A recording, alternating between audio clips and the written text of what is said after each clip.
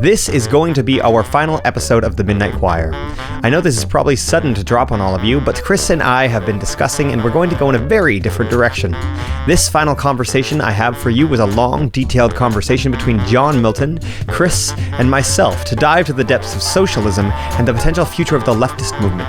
I highly recommend you check out their website, linked in the description, and go learn more about what they're doing. So Chris came onto the podcast because you guys know each other from a little ways back. Can you tell me about how you guys met and the work you guys did together?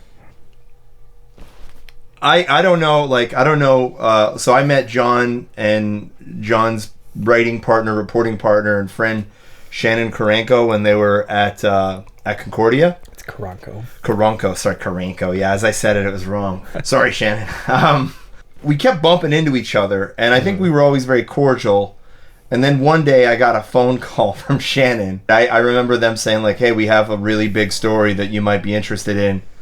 And it took us down a giant rabbit hole together. So Shannon and I had been working together at the student newspaper at Concordia previously and doing reporting on, a lot of reporting on social movements is kind of my beat as a journalist. And Shannon and I had come across basically a lead on the identity of a extremely important figure in the international neo-Nazi movement, who was a person who was running a website that was sort of like a, quote-unquote news website that was sort of using memes and sort of news and analysis, quote-unquote again, to sort of spread neo-Nazi propaganda and hate. This is a person who anti-fascists have been trying to track down the identity of for quite some time. This person had previously been operating under the pseudonym of Zeiger, and Shannon and I managed to gain access to a sprawling private group chat that Zeiger was in with a number of other Montreal-based neo-Nazis, and through the logs of that chat identify his true identity as a man named Gabriel Soyer-Chaput. That was the context in which Chris and I met for real, or sort of became closer. Was the context of having this story and then wanting to bring it to the Montreal Gazette, where Chris was working at the time.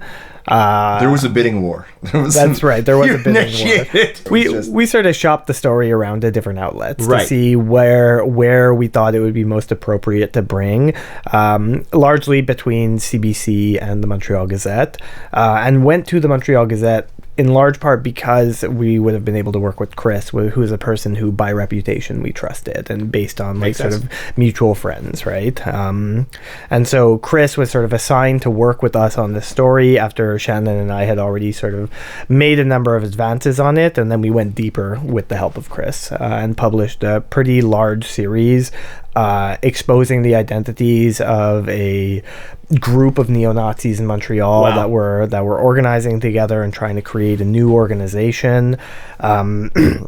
And basically, through the force of this reporting, as well as the force of, in large part, anti-fascist organizers who worked behind the scenes to help us with information and also do community-level organizing against these individuals in this group, that sort of explosion of publicity that these people were not ready for, the weight of that destroyed this neo-Nazi organization. And so they've sort of gone, and they're sort of off of the playing field. The main guy's in prison, or the main guy has been Zeiger? Zeiger. Yeah.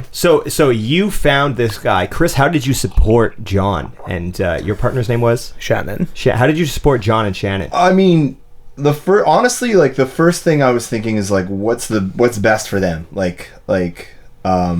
I was coming off a pretty tough year at the Gazette. They had switched me over to this new role that was like, getting more clicks for a social media, and it was really depressing, and it was not fun. And I mean, we all tried our hardest, but it's just, sausage factory shit.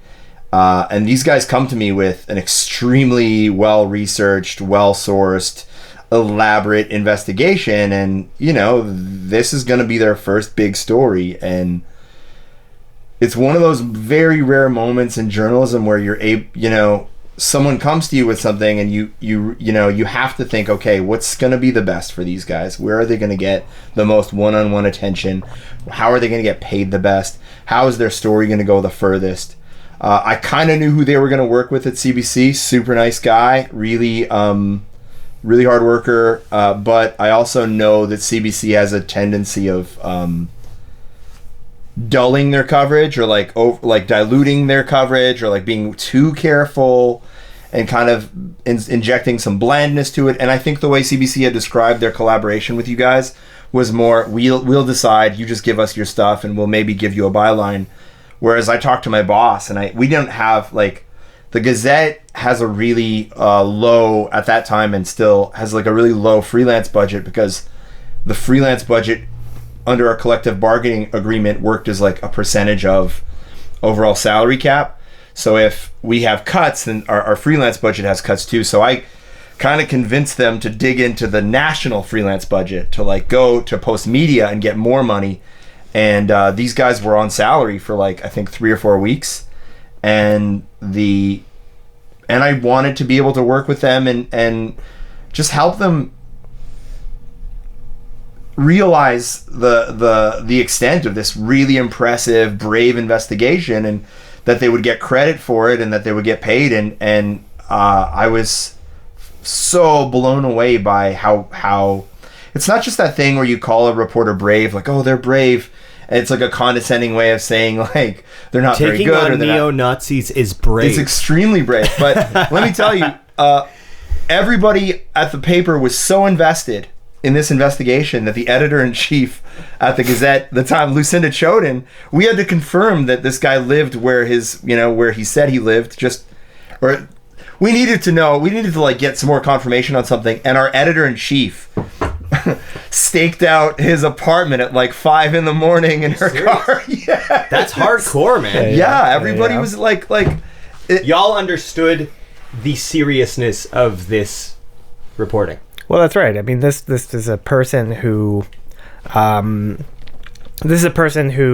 was responsible for attempting to create a neo-Nazi organization in Montreal at the time of the reporting, was the sort of second in command at the most read website on the Anglophone neo-Nazi internet. And had previously been a sort of main administrator of a forum website, which had produced an actual neo-Nazi terrorist organizations, the Atomwaffen division, right? So as a person who had his hands in a number of very serious and very dangerous things, right? And who was in Charlottesville. Who was in Charlottesville, had organized a delegation of people from Montreal to go from Montreal to the 2017 hate march in Charlottesville, Virginia, during which a anti-racist protester was murdered by a Nazi. So this is a person who sort of didn't just hold bad and dangerous ideas, but really put those into practice, and was a catalyst for a lot of other people bringing them into the sort of the hate movement, right? There were a lot of dangerous, intense people involved in the group. I remember we got threats. Mercure, he sent us this voicemail that's just normal discussion, and then he would start screaming. Like, it was this, and like, he's a big dude who would go. Who was Mercure? He was a very active member of the group, and he was part of another bunch of groups, and one of the groups he was a part of, they would like protest at the border when there was the asylum seeking crisis in 2017, 2018. And he's like getting into confrontations. Like, he's a big guy. And then there was Sean Beauvais McDonald, who a former MMA fighter, not a very good one, but a former MMA fighter who has a history of confrontation and violence, and we were all scared. Like, I remember of like very visceral kind of fear, because they have a mix of like lonely internet trolls who are very good at finding you, doxing you, getting all your information out there, bringing to bear the weight of the online extremists in the way that they attack Rachel Gilmore and shit. They could do that to you, but they can also find you in real life. And that became a real concern, and that, I think, it all kind of bonded us all a lot closer together, was this idea that like we're collectively in danger. And I remember they had to beef up security at the Gazette when we were doing that. Makes sense. I mean, makes sense. I took a different route home every day for like months. Makes sense. Yeah. So makes sense. And so, John, are you still reporting, or what is it that you're doing now? So now I'm still sort of working in media, broadly speaking. I am working for the Canadian Centre for Policy Alternatives, which is a progressive research organization, think tank that covers politics at a national level from a sort of unapologetically progressive left-wing perspective, but that does serious research in an attempt to feed social movements that are trying to build a better world. It is an extremely dense resource. For those of you who would like resources, I really encourage you to go to, what is the website? That is policyalternatives.ca. We also have another website for the magazine that we produce, which is monitormag.ca. And so my role largely is to help produce things that go on this sort of news website, which is, the sort of shorter, less dense, more accessible version of the things that we produce. Go there. So that's monitormag.ca and our main website, policyalternatives.ca. It'll be linked below for anyone who's listening. All right, so just go into your podcast app. If you're on YouTube, please just hop on to the description and go to policyalternatives.ca. It'll be linked there. Click the button. Amazing resource for people who are curious, for opponents, for people who are against more progressive left movements. It's an incredible resource if you want to see actual proposed solutions, because a lot of the time, as we all know, within the political sphere, there's a lot of arguments and bickering, but people don't talk as much about actual solutions or policy as they should. I think we can all acknowledge that about politicians, right? That's right. And so seeing an actual research magazine is very good if you want to study, if you're an opponent and you want to learn what the left actually thinks. If you're a leftist who wants to talk to somebody about real solutions to things, great place. Go check it out, okay?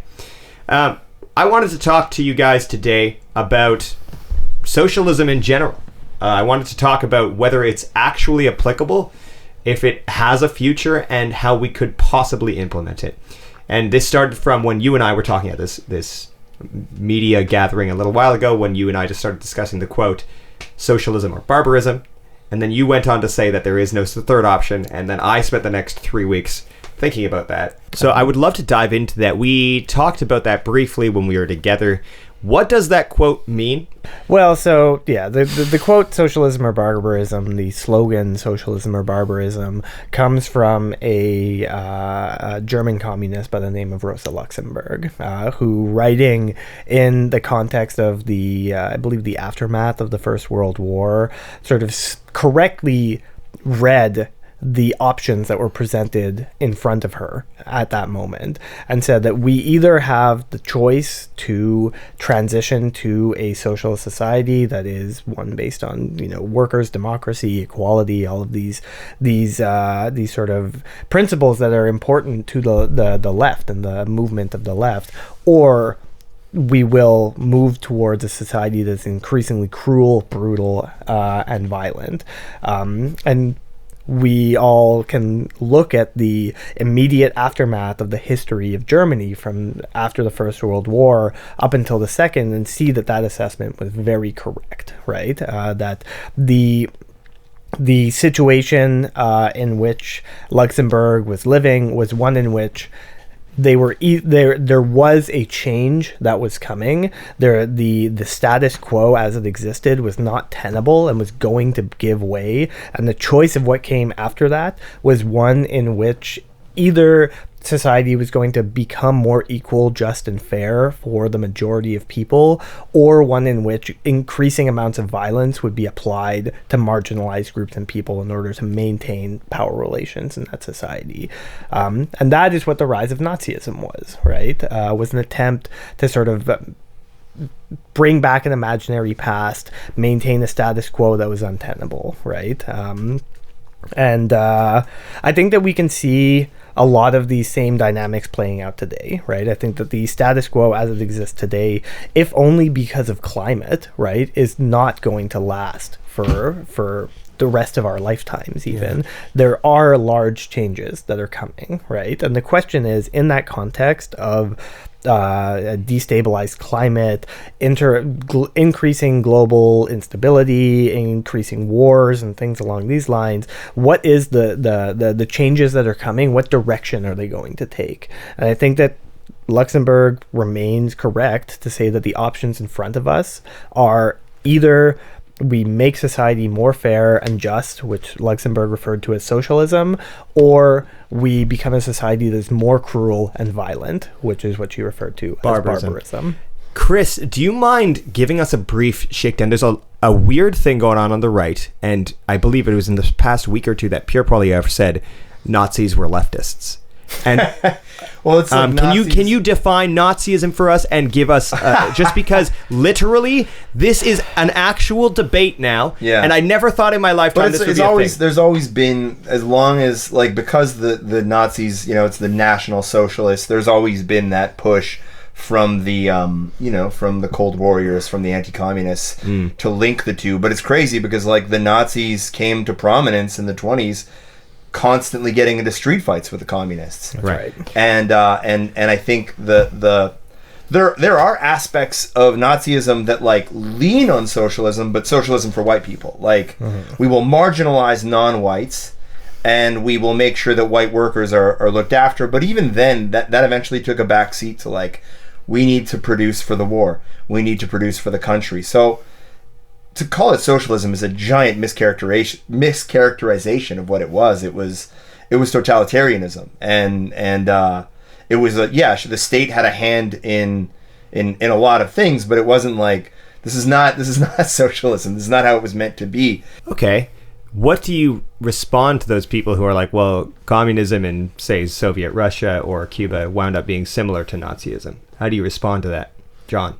I think that the idea that we can make an equivalence between the people who during the Holocaust liberated the death camps, which was the Red Army, and the people who are running the death camps, which is the Nazis, is a principle that is based in historical illiteracy, that is the result of decades of very intense propaganda in the society in which we live. I think that, we, despite very serious problems with the sort of state socialist model as it existed in the sort of Eastern Bloc during the Cold War, is not the same thing as a Nazi society that is based on racial hatred and that is based on fundamental exclusion and destruction of marginalized groups and expulsion of those groups from the societies in which they live. You look at Ukraine in the 1930s, Holodomor, like the Stalinist regime. Obviously, there's terrible excesses, but I think that has a lot more to do with power structures and the way that the problem you run into with socialism is similar to the problem you run into with capitalism, and it's that power does become concentrated, and all of the power becomes concentrated in government instead of in in private enterprise, and you'll run into similar problems. I think conflating it with Nazism is kind of a stupid debate. Let's address the actual problems we saw. I also think that it is the idea of sitting around and relitigating something like what happened in the Soviet Union in the 1930s, right, for example, is maybe not the most productive way to talk about what is the world that we need to be building in the context that we're in right now. Yeah, right? We're 100 years later. That's right. Many of the problems remain the same, right? We still have a system where a number of powerful countries in the world exploit less powerful countries in the world for things like labor and resources. We still have a system in which a small class of billionaires controls the large majority of wealth in the societies in which we live. Many of those problems remain the same, but there's also important contextual differences. And sitting around creating a historical debate society around these things isn't maybe the most productive way of bringing about social change. Are you basically lumping everything that is not leftist socialism into barbarism? No, I think that what I'm saying is that like the option when socialists say that the options presented in front of us are socialism or barbarism, it's not to say that there's no difference between liberalism, right, and sort of status quo liberalism and fascism, right? What the argument is that the status quo is untenable and will fall, right? There are changes coming. And so it is up to us to direct those changes towards greater equality, greater democracy, greater justice. Otherwise, our opponents, the people who benefit from increased inequality, who are powerful under the existing system and don't want to give up that power, will direct those changes to sort of make society more unequal, right? I've read reports that Canada has a growing inequality. What does that mean? What does that look like? I mean, it looks like, so at the CCPA, every year we produce a report on the pay of top CEOs. And what that report looks like is every year on always on the first work day of the year, usually at around 9:30 in the morning, these top CEOs have already made the salary of the average Canadian worker. And that is what inequality looks like in Canada today, right? Where on the very first workday of the year, you have a small group of people who, within about half an hour or so of starting the workday, have made your salary already, right?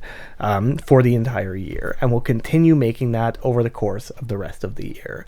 That is what inequality looks like. You have a small group of people who are just unimaginably wealthy, while the rest of us are increasingly struggling to do things like go and see the doctor, right? Or like have access to basic public services, which have been, over the course of the last couple of decades now, been the subject to various types of cutbacks, attempted privatizations, and various attacks on a legislative level, right? What's causing this growing inequity? I mean, what is causing this inequality that we live in is the fact that it's built into the economic system that we have, right? I mean, like, we have a small group of people who are very, very rich and powerful, and then who use that wealth to influence legislation that is in their favor to give them more wealth and power, right? And so it becomes a sort of a self-reinforcing cycle where the rich, it's like, we've all heard the rich get richer and the poor get poorer, right? It's not a natural phenomenon. It's the result of people making choices and fighting for their own interests, right? And the rich are very good at doing that, right? And they have sort of worked with governments to hollow out the institutions and attack the institutions that the rest of us have in order to assert our own interests. Chris, a couple weeks ago were talking about we are no longer under capitalism. We are on some sort of techno-feudalism, as it was sounds stated. like dancing. Techno-feudalism. Techno-feudalism. So can you tell us a little bit about the stage of capitalism that we are currently living under, Chris? Well, the way it was explained to me, and I'm not an expert by any means, but like if you think of a company like Amazon, right? You, John, and I, if we're going on Amazon and we're putting things in our cart and we're subscribing to the movies that they distribute, and we're clicking on this and clicking on that, we're feeding all this really valuable information to the machine. We're like serfs working the land. We're like tilling the land for our feudal overlords. And they don't really produce anything. They're just kind of a middleman. They charge you rent, basically. They charge rent on their website as like a medieval landlord would. And they don't really abide by the normal rules of capitalism. Like, no matter what happens, their stock just seems to go up. And whereas capitalism is supposed to be supply and demand. Yeah, exactly. Like how many times in the early Trump administration were you hearing like, Jesus, how is the stock market growing? All of the economic indicators are pushing us towards recession, and yet the stocks keep going up. It doesn't really compute with any of the like laws of gravity that undergird capitalism anymore. So maybe we've moved beyond capitalism to something that's weirdly a lot darker and a lot more nefarious, and really, I mean, no one thinks of feudalism and they're like, the good old days. Tilling the lands and dying of scurvy. So, That's okay, right. let's talk about this inequality. One of the biggest places for inequality would be housing. Yep. Why is this housing crisis occurring? Why is there a crise de logement in Quebec and in Canada and most of the Western world? What is causing this, and what are the actual solutions? That sounds like a John question to me. So, at CCPA, we have a lot of people working on this subject, right? And I think that the big question, right, of like what is causing the housing crisis, I think the answer is actually pretty clear, and that's that housing is viewed under the economic system that we have, which again is capitalism, right? Despite the fact that it is like a worsening type and a more increasingly sort of unequal and authoritarian type of capitalism, it is capitalism functioning in the way that it is intended to function, which is to create more power for capitalists. The thing that is causing housing to sort of be in crisis or create the so-called housing crisis right now is the financialization of housing, right? It's the fact that housing is viewed as an investment, a financial asset, which needs to constantly increase in value in order for a significant portion of the economy, which is tied into housing, to continue functioning, right? If you had a collapse in housing prices, which is kind of what needs to happen in order to make housing more accessible for larger numbers of people, then you actually also at the same time have like, all these people who I bought a house and this is my plan for retirement, right? Is the largest purchase of my life is in a house. Now I can't retire because there's no value in my house anymore, right? Housing is sort of viewed as an investment as opposed to a right, and because of that, the value of homes and the value of housing needs to constantly rise, and that creates a situation of crisis for people who are in the bottom of the income ladder. But it's actually my colleague Ricardo Tranjan, who's the author of a book called The Tenant Class, would push back on the framing of what's happening as a housing crisis at all. In his view, and he's sort of our house expert on the subject matter at the CCPA, in his view, what we have is not a crisis, but rather the housing market functioning exactly as intended, which is where there is a class of landlords that are able to extract increasing amounts of resources from a class of tenants, right? Why is the government so, and the laws that they've implemented, they have taken away the power of lease transfers. Yep. What has been going on with the government, and why? Well, to prove everything John is saying, our Minister of Housing in Quebec, Minister Duranceau, is a landlord, and not only a landlord, but she was in real estate, a developer. She actually was penalized by the ethics commissioner recently for giving favorable treatment or favorable access to her government to a former business partner of hers. So, and I mean, if you look at the lobbyist registry in the Quebec government, and this is beyond the CAC, this goes way back generations. One of the biggest lobbyists are all these developers, right? They're lobbying for public funds to have a park built next to the condo they're going to build. They're lobbying for tax credits. They're lobbying to talk to the housing minister to see if their company can be the one to build what used to be social housing, but now it's called affordable housing, which is, it's just more money in the pocket of private enterprise. So, when Duranceau was confronted about the struggles tenants have in their lease transfers, her solution was, well, they should invest in real estate. And I mean, I think that shows you the problem right there. Because I really do think that on some level she believes that. She believes that she absolutely believes that. And because otherwise then you're just evil, right? And I think earlier we talked about this idea of sort of sacrifice zones, right? Of how the system that we're living under is sort of sacrificing increasing amounts of land and people and all of these things to feed the machine, right? We mentioned Palestine, mentioned colonialism in Canada, areas for resource extraction, but I think we can also view the dramatic increase in people living in the street and not having access to housing as part of that same phenomenon, right? These are people who are being sacrificed, right, in order to allow for the housing market to continue rising in value, and so housing investors to continue making a profit off of their investment, right? And it's like, well, the byproduct of that, right, of people making all of this money off of housing as an investment rather than a right, is more and more people living in the street, more and more people dying in the street, right? And those are people who are being sacrificed for the profit of these investors. And I think we should understand it in that way. Let's discuss. I'm going to throw out a big word here. Can I say one thing real quick? Just like, because I know there are a lot of people out there who are like, who pool all their savings and they just work their asses off and they buy something or they have an investment property, and like, I don't want anyone to think we're saying, fuck you or anything like that. I recognize that a lot of people have sacrificed a lot under the promise that like this is a safe investment, you'll get your money back, and maybe one day, because we can no longer count on a good pension plan, maybe one day you'll be able to retire on this money. Like, I recognize that like if you're stuck in the system, you're kind of stuck playing by the system's rules, and a lot of ordinary well-intentioned people are caught in this and like are not intentionally making it is the world not the a worse fault place. of individuals living under capitalism to play within those rules. It's understandable. They don't have a choice. We always have a choice. You do have a choice, but you have to work a job. You know what I mean? You have to pay rent. Yeah. That's or you die.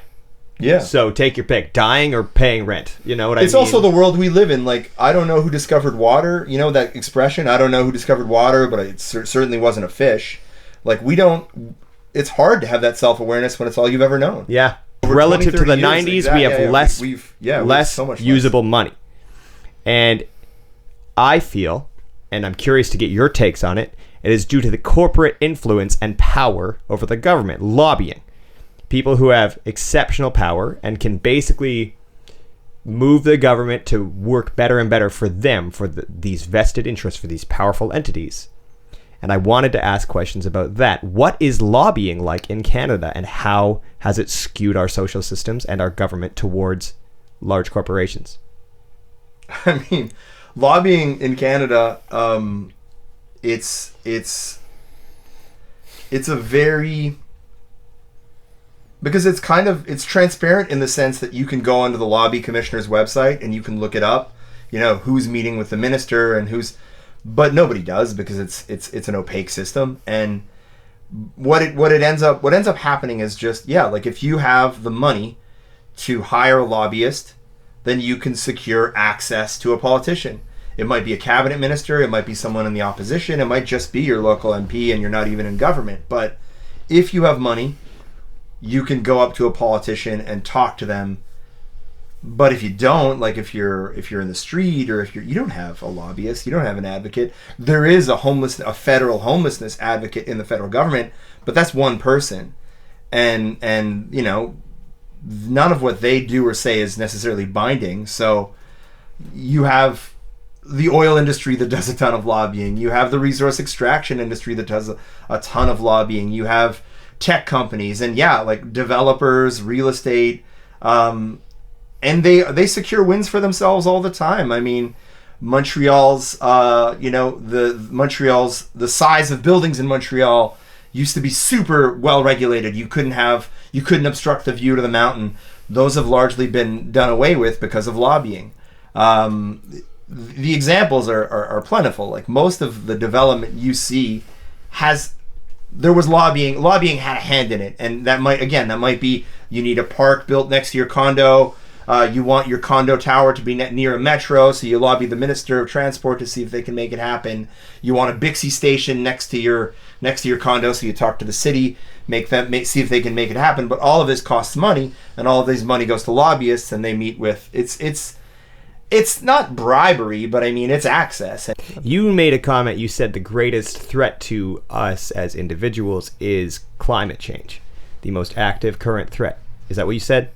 Clarify. I think that when we're talking about like what is like a long-term threat to the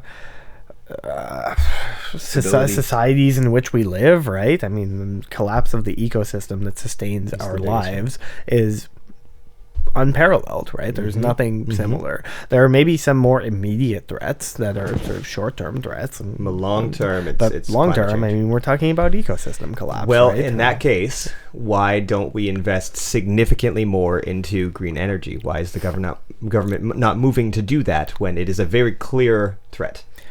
Because fossil fuel companies are extremely powerful, right? And work to sabotage this type of thing constantly, right? I mean, you look at like Axe attacks. That's right. I mean, you look at like there's like sort of like slow kind of like half measures that are still real measures that are being put in place by the federal government, and you have the government of Alberta, it's Canada's largest oil producing province, basically saying like, we're just not going to do this. We're just going to ignore any rules around like an emissions cap is one of the things that they're talking about. We're just going to ignore them.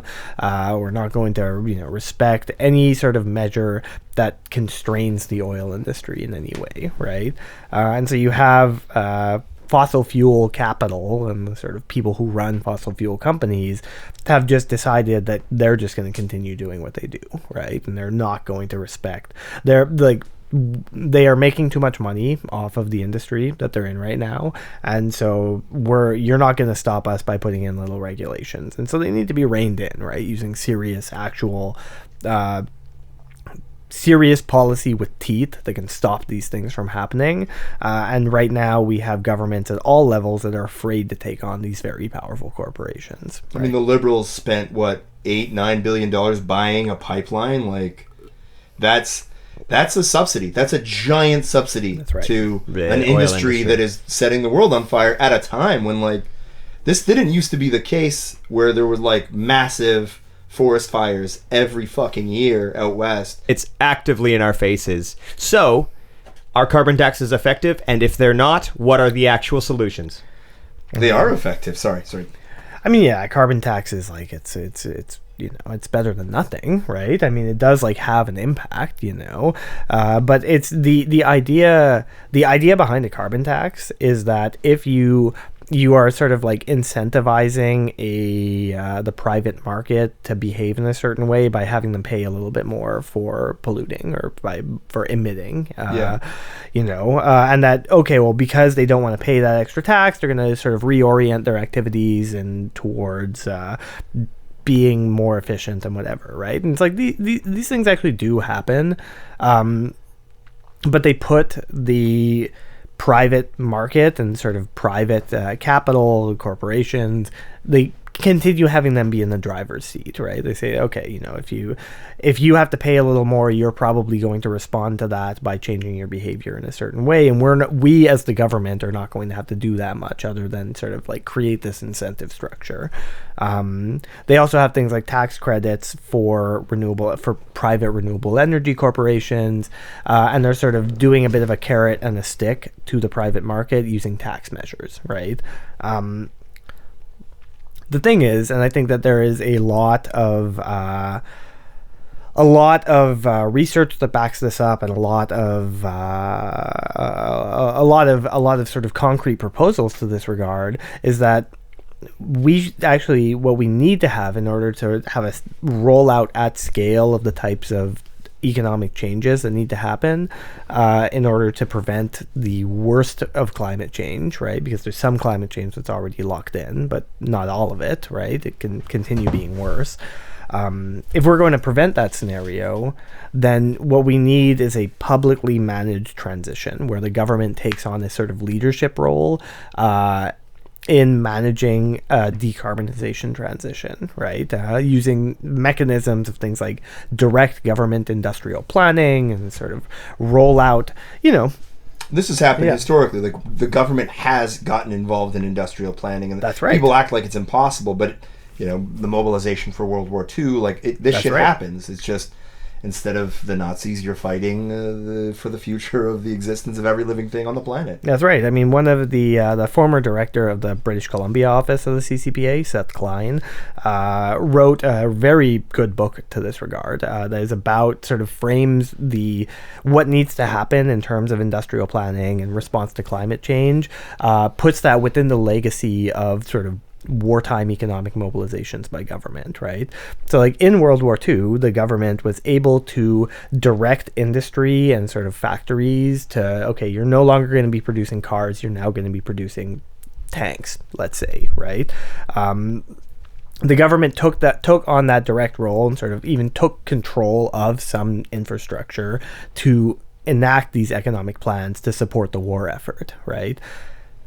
It has the capacity to do this. There's still legislation on the books that allows the government to do this type of economic planning and sort of take a direct leadership role in planning the decarbonization transition. They're deciding not to do that because they want to leave that space for corporations to take on that leadership role.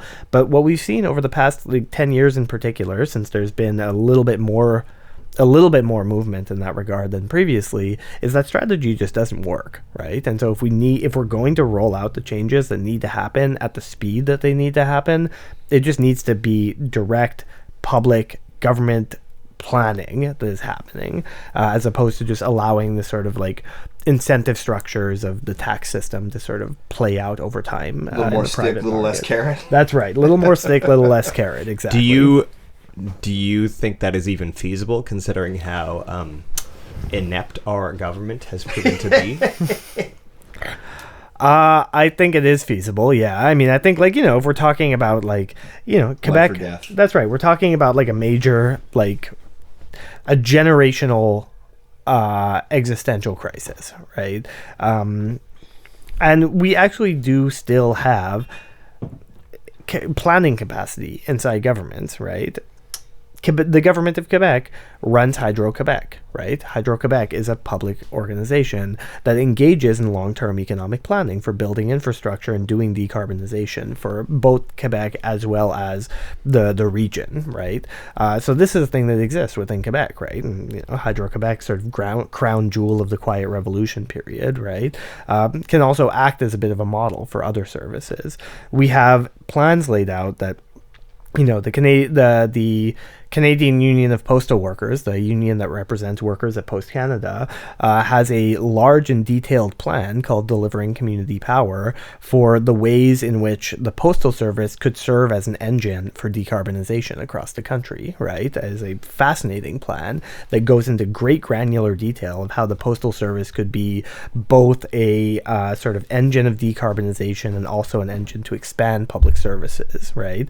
These ideas exist. Mm-hmm. On a mildly different track, one of the biggest criticisms I've seen about socialism and the idea of redistributing wealth is we almost had a test run of it during COVID, with people who were just swaths of the country who were out of jobs. Yeah. And we had, I was one of those people who received support from the government, right? 2,000 a month. It was essentially universal basic income, but we know under the Keynesian economic model that if we give out money like that, inflation increases like mad. So how do you respond to that? Will universal basic income, redistribution of wealth, does that even work? Is it even possible to work? Yeah, I mean, I think the idea that CERB caused inflation is just, I don't think it actually really holds water, right? I mean, if CERB caused inflation, why was there also equal or growing or larger amounts of inflation in Peru than there was in Canada, right? Inflation has been a global phenomenon since in the post-COVID era that is the result of other shocks to the system, such as, the war in Ukraine and increasing amounts of sanctions on Russia, which prevent European countries from accessing Russian gas in ways that they had been previously. They still are accessing it. Obviously, it's not open and shut, but all of these things are sort of adding costs to the back end of things that we're not seeing. It's a lot easier to be oh, the government gave people money and now there's inflation because of that, when actually inflation, again, is a global phenomenon that is a result of global market forces and not the result of the fact that you got $2,000 during COVID. That's just not what's causing it. And that framing is something that is being used by people like Pierre Poilievre, the Conservative Party, to say that, the way that we're going to rein in inflation is to cut back on public services. And it's that's not actually what's causing inflation, Yeah.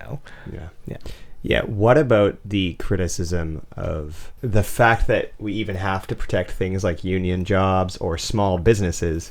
Isn't socialism supposed to be like we are all working under one central unit and then wealth is distributed among us? Like, why do we try to protect union jobs if you say socialism is supposed to be about redistributing wealth? Why are we protecting people who still are trying to make more wages and support capitalism when we could just be like, nope, government, you know what? Everyone makes the same wage. That's communism.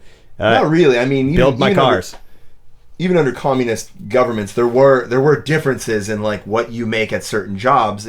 I think it's just that the basics of life are provided for, and I mean, a lot of I got on. This is going to be maybe a terrible or unpopular thing to say, but like, how like, why is it that we have access to all the information in the world at once, and like we why is it that we live with such, like, we have all these little luxuries in our lives that are huge luxuries when we compare them to how people lived 40, 50, 60 years ago. But then we have these essentials in life that feel like luxuries, right. Like every first of the month when you pay your rent, having to pay for a doctor out of pocket.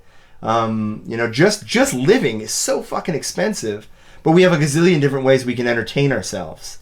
And that often feels like it's part of the problem, or like, it sounds like we were all raised with this illusion that like there will always be abundance, there will always be more. The grocery store will always be overflowing with food. You're always going to have access to cheap credit so that you can live above your means. And I think an unpopular argument is like, we need to take a fucking long, hard look at what it is that we have in our lives and what it is that we value, and maybe consider downsizing. Like, it sounds silly, it sounds regressive, but look at what we're living in now and look at where it's pushing us, what it's pushing us towards, right? This hoarding of wealth, this hoarding of housing, this hoarding of resources. And we all are probably guilty of participating in it more than we should, but I really think it's eventually going to come down to like, well, we have to make hard choices. And we were raised, what is the most common thing you see in like a truck commercial or any kind of commercial? It's the truck that won't compromise. Like, compromise is such a dirty word, but like, we need to make significant sacrifice and compromise, and it's hard to convince people who've been told their whole lives that you can have anything you want, that actually, like, maybe we should start rethinking the way, what we have and how much we have. Yeah, I mean, I actually just yesterday, I was leaving my house and my neighbor was sitting on his front step smoking a cigarette, he's an older guy, and he and his brother bought the triplex next door to the apartment that I live in many years ago.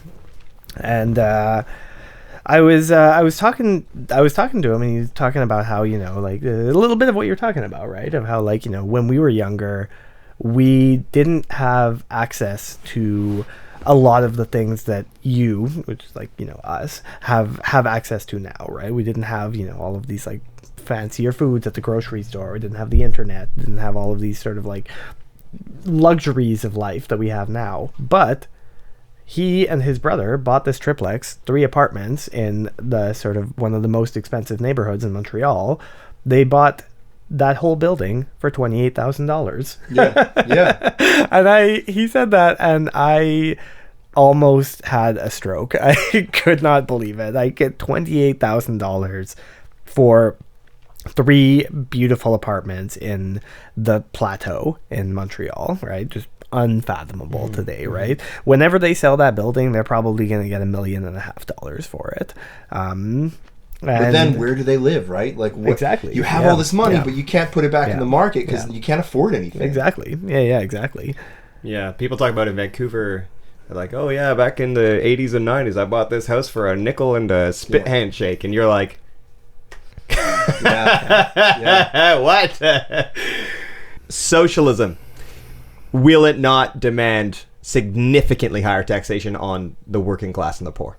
So if we're talking about what types of like tax policy we need to have in order to have a more just society, I think actually there is a a real argument to be said that we could be reducing the sort of tax burden that working people and poor people have in order to in order to fund the state, and increasing the tax burden on things like corporations and the very wealthy, right? And that's not a hypothetical scenario. At the CCPA where I work, right, every year we produce a document that's called the Alternative Federal Budget. In the AFB, we basically run a scenario with very specific costed breakdowns of what the federal government could be doing if it was ambitious about tackling the problems that we have to deal with. And in that document, we have a chapter about tax policy, right? And we break down the specific measures that the government could, reforms that the government could make in order to fund an ambitious agenda for greater equality, better public services, social change, addressing the climate crisis, all of these things. And how the government could pay for it, how the federal government could pay for it. And in basically all of these models, people who are on the bottom of the income ladder actually end up paying less in taxes, right? Or who are maybe not the very bottom, or similar or whatever, right? So yeah, I mean, I would suggest, we're going to be putting out actually the next edition of the AFB. So the likely the final alternative federal budget before the next federal election will be coming out in a couple of weeks. And so we can, there's going to be some real numbers in there about what that type of tax policy could look like in order to fund an ambitious change agenda at the federal level. And so, we're not talking about socialism here. We're talking about social democracy. We're talking about making real and ambitious, but that are still reforms within the system as it exists right now, rather than fundamentally changing the system as it exists right now. These are immediate achievable goals that the federal government could be taking now, right? And under that scenario, which is outlined in great detail in the alternative federal budget, we could be maintaining or even reducing the tax levels that working people pay, and funding all of these increased public services using increased taxes on like the billionaire class and corporations, while reducing things like the subsidies that the state provides for the oil industry, which are enormous. But what about that threat that these companies always make, which is like, well, if you do this, we'll get out of here. We'll move. Yeah, that's what do you do about that? I mean, it doesn't actually really happen that way. There is a market here in this country that exists, right? And companies want to take advantage of it. And a lot of the times that thing ends up just being an empty threat, right? And then some companies, if they do move, then somebody else steps into the role. And then also, under a model where the federal government or provincial governments or whatever levels of government are acting as conscious planners, they can also be the ones that step into that role, right? So to go back to the example that we were using earlier, right, about this Ford factory in Oshawa, that was not the result of any change in tax policy or anything like that. This Ford left. They just left, right? And that's, also, I guess, a bit of an indictment of this idea that companies follow tax policy. They left. No, they look for cheap labor. That's what they look for. That's right. And so they left even under favorable tax circumstances. In a scenario where a level of government, whether that's federal or provincial or whatever, is acting as an ambitious and conscious planner, right, to try to like maintain good jobs, manage a climate transition, all of these things, right, doing industrial planning, that government can step into that role and be like, we are going to set up this factory, which, the company may have left, but the physical factory still stands. We're going to put the investment into this piece of infrastructure, and we're going to build, electric vehicles for Canada Post, for example, right? But I think the issue with taxation too is like, if you were to tell most people, okay, we're going to charge you 5% more tax, let's just say, but we guarantee you're going to see a doctor within 24 hours. That's right. We'll charge you 5% more tax, but we guarantee you, we will repair all of the fucking the water mains and the our crumbling infrastructure. You'll pay 5% more tax, but we'll have a functional healthcare system. I think most people, I don't know if it's most, but a significant amount of people would be willing to do that if it meant they would get the services. I think the instant reaction would be bad. Probably. But if they did it, I don't think long term it would last, right? The government one of their biggest problems is they're always so focused on right in front of them. The what is campaign. right now? What is going on? Whereas if they said, we're doing this unpopular thing, it's going to fix your life, people will be like, what the fuck, you stupid motherfuckers? And then suddenly their life would be fixed and they'd be like, oh, sweet, I like the liberals. And you'd be like, there you go. They probably wouldn't say I like the liberals. They just, you just live your life and you're like, well, whatever. Yeah, I don't. You like probably those would guys. say whatever, and you'd be like, "Still voting Pierre Poilievre," and then he'd be like, and then he'd be like, "I'm gonna lower taxes for the billionaires and raise your taxes," and you're gonna be like, "Wait." At least he's honest. At least he's honest. I like this. At least he's an honest guy. He's I like real. the cut He's of his real. jib. How do we abolish class systems? I don't think that's ever gonna happen. Isn't that the fundamental problem? Yeah, but socialism is an aspiration, right? Like in the same way that capitalism is super aspirational. Like you're striving towards something. You're never going to get it. So you're saying to me it's impossible to live in socialism? Purely, yeah, it's impossible to live in any kind of pure system, right? I mean, even religion is as much as people say, it's dogmatic. Like, no, there's constantly negotiations and discussions there. Like we are constantly in flux. We're human beings. We're a living organism. It's never gonna. Nothing is ever settled. Everything is always moving. So as long as we're moving towards, I don't know, that's just me.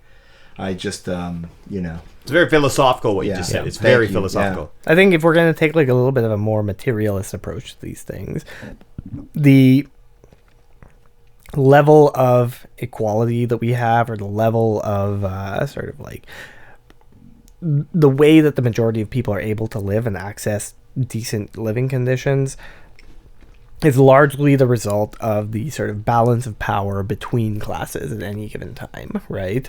So like when the rich and powerful are more organized and more powerful, they are able to take a larger piece of the pie for themselves. And when working people, marginalized people are more powerful and more organized, they are able to take a larger piece of the pie for themselves, right?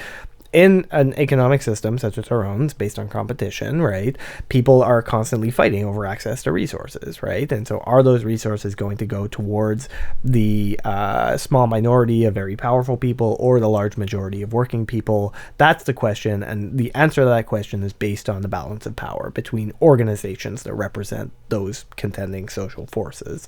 In order to change things for the better, what we need to do as workers is build working class power. And I think, the way to do so is through things like labor unions, tenant unions, community organizations, all of these sort of collective organizations that are able to build, wield, and assert power in this sort of, constant sort of conflict that occurs in the society that we live. We already see a lot of social systems. We don't truly live under capitalism in Canada. We have a lot of social systems, especially in Quebec. They're kind of broken. So in that case, in what way would I be encouraged to ever want more government control when it so clearly does not work? Well, they're broken in many cases because we've allowed them to privatize. Look at, the Quebec government subsidizes access to private school. Yeah. And they subsidize access to these that doesn't make sense. Special, yeah, exactly. So if we're paying 75% of the cost of a kid going to private school, so what do you like the original argument was, well, it'll free up spaces in public school and the classrooms will be smaller. No, it won't. You just basically are forcing parents to either enter their kid into a system where half of the classroom has a learning disability and it's going to be very difficult for the other half to learn because the teacher is not specialized. There's hundreds of teachers that haven't been hired. I think it's probably at this point thousands of teachers haven't been hired and the school year is starting. A lot of that is just we've privatized. We've allowed the system to privatize. We allow people to make a choice between a public system for everyone and a private system that's subsidized. So obviously we've created the problem, and you're seeing that in healthcare as well, right? Like you give someone the option of going to the emergency room and waiting for 2 days or 24 hours or whatever, or telling them, or closing an emergency room as they've been doing since the pandemic. And yet you can, you more and more doctors, hundreds every year, are leaving last year was a record. We saw a record number of doctors go to the private system. That's the problem. That's why the institutions are collapsing, because we have succumbed to the pressure of private interest, privatization. And I mean, look at our look at our paramedics. Everywhere outside of Montreal and Quebec, paramedics are privately owned, and yet all of the money that runs them comes from the government. So we guarantee their profits, and they don't give a shit back, and they give us pretty bad services. When you like talk to Hal Newman, he'll tell you how bad they are. We have, I think it's this kind of hybrid model that we've created that is ruining what should be a pretty straightforward economic system. How do we improve labor conditions in Canada? By fighting for it, man. Like, that's the only way. There's no way out but through. You just got to fight for it, you know? I mean, every gain that we have ever made for working conditions in this country and elsewhere has been the result of struggle, right? And the Saturdays off. That's right. You know, we have the weekend because of labor unions, and we don't have child labor because of labor. I think that the idea that we have a labor shortage is actually, it's like the idea that there is a housing crisis when actually the sort of housing market is functioning as intended, which is generating profit for investors. The idea that we have a labor shortage is actually just it's a bit of a framing issue, I think, right? We actually have a salary shortage in a lot of industries, where I think that's actually the truth. Where these employers are not willing to pay people the wages that they need to pay people in order to attract workers, and so they say, "Oh no, we have a labor shortage. We can't find enough workers." Well, it's actually, if you pay people properly, you could attract people to those jobs, right? And so instead of doing that, they go and try to get themselves bailed out and sort of worsen working conditions and all of these things, right? But we don't have a labor shortage. We have a salary shortage, right? And I think that is something that is, we can see in the way that this sort of discourse is mobilized by, business owners, basically. How do we deal with tech oligarchies and multinational corporations taking over everything? Great French invention in the 1700s called the guillotine. I'm just kidding. I don't know if you're kidding. Look at when you take these companies head on, as in a way the Canadian government sort of kind of did with Bill C-18 to tax Meta and Google. Like, there's gonna be pushback, and they're gonna, but ultimately, like, the governments aren't powerless in all this. There is an on-off button they can use, and there is a stick and there is a carrot. But they're willing to just roll over for these companies. Yeah, I mean, it just takes political will, and no one has that really. Like, it takes courage, and no one seems to have that in politics in Canada. And that's across the board.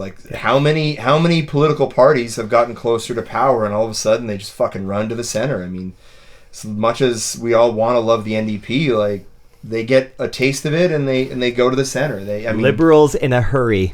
Yeah, that's right. That's right. Never do politics. Yeah. I don't know, man. I don't know how we keep them in check. Other than you got to keep them in check. I mean, this isn't that much different than the trust busting of the early 1900s, right? Right. Where in the United States, some of these bankers became so powerful that they just had to be broken in half. And a lot of people think Teddy Roosevelt, but actually Taft, who was only president for 4 years in the States, disbanded twice the amount of trusts that Roosevelt did in 8 years in just 4. And, the world didn't collapse.